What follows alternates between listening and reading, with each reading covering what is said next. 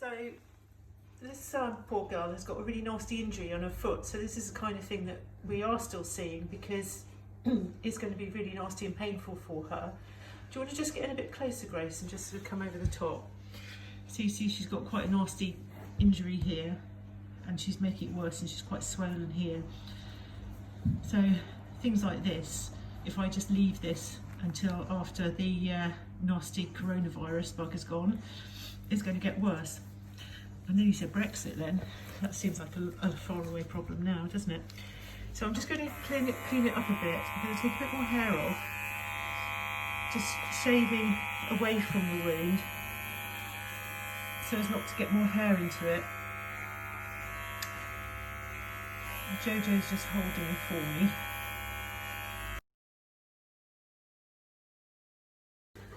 Okay, I've shaved off quite a bit of the hair now, so if you want to focus back into her foot, Grace, you see I've taken quite a bit of it off. It's just a little bit left here, so I'm just going to trim that bit away because that actually had a tiny bit of skin on it as well.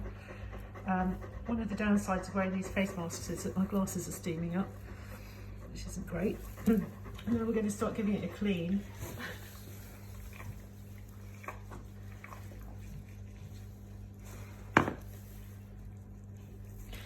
So if you do have to clean any wounds over the next few weeks,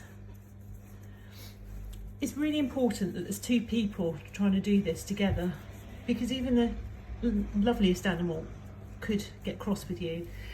This little girl is a very, very good dog.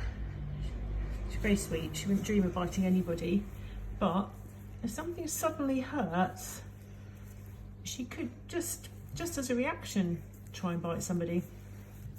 Now I can see there's some hair in the wound here, so we really need to get that out, just to allow it all to heal up, because if there's any dirt left in there, bacteria will stick to that and it will not heal.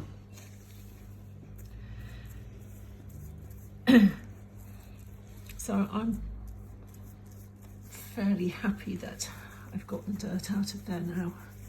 Let's give it a clean around it.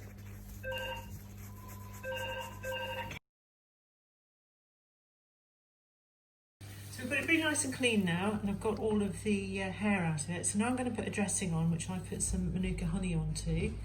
So that Manuka is going to go straight into that wound and sit on there. And now I'm going to cover it, but I have to be really careful not to push her dew claw onto her skin. So I'm just going to put a little bit of bandage to actually go underneath the dew claw there and then round. This is called Softban. And it's breathable and it's light and it doesn't get too tight on the foot, and it'll just stop her from licking it.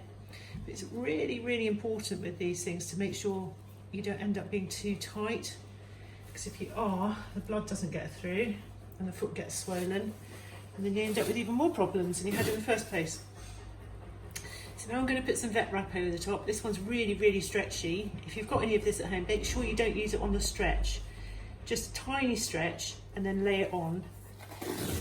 Pull it off, lay it on, out like that, lay it on.